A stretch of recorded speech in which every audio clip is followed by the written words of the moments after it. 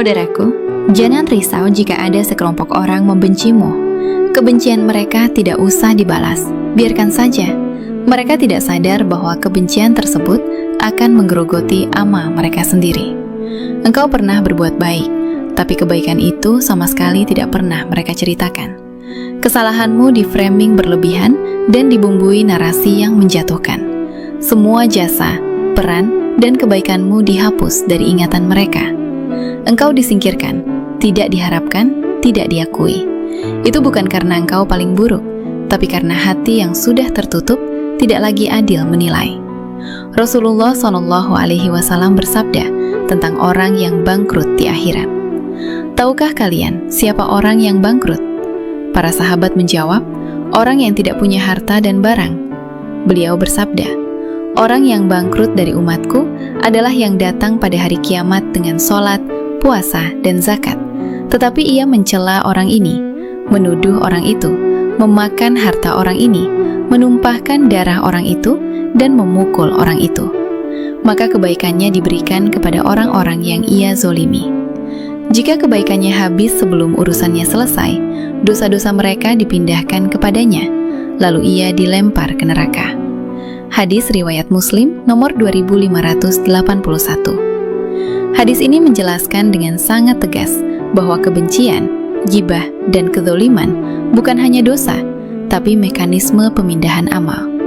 Ibnul Qayyim rahimahullah berkata, orang yang sibuk membicarakan aib saudaranya seringkali tidak sadar bahwa ia sedang bekerja keras, tapi hasilnya diberikan kepada orang yang ia benci. Ia lelah beramal, tapi tidak menikmati hasilnya. Kitab Al-Fawaid.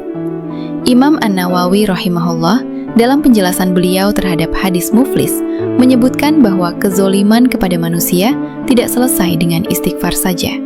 Selama tidak ada perbaikan sikap, tidak ada pengembalian hak, maka urusannya akan diselesaikan di akhirat dengan amal sebagai alat bayar.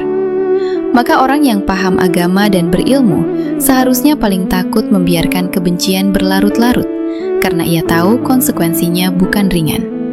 Al-Ustadz Dr. Firanda Andirja Hafidhahullah pernah mengingatkan dalam ceramahnya bahwa orang yang dizolimi tidak perlu sibuk membalas, karena Allah sudah menyiapkan mekanisme keadilan yang sangat presisi. Diam bukan berarti kalah, dan menjauh bukan berarti memutus silaturahmi. Menjauh adalah menjaga diri agar tidak ikut terjerumus dalam dosa yang sama. Karena itu, tidak perlu berlebihan menyikapi kebencian manusia. Jika engkau sudah berusaha lurus dan tetap dizolimi, maka itu bukan kegagalan. Engkau tinggal bersabar. Perlakuan mereka sebatas umur mereka. Ketika mereka mati, perlakuan mereka akan menghilang. Bisa jadi Allah sedang mengalirkan pahala kepadamu melalui lisan dan sikap orang-orang yang membencimu. Tugasmu bukan membalas, tapi menjaga hati agar tidak berubah menjadi seperti mereka.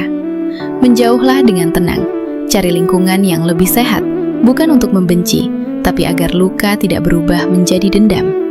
Karena hijrah kadang bukan hanya berpindah tempat, tapi menyelamatkan iman dari kerusakan yang lebih parah. Wallahul musta'an.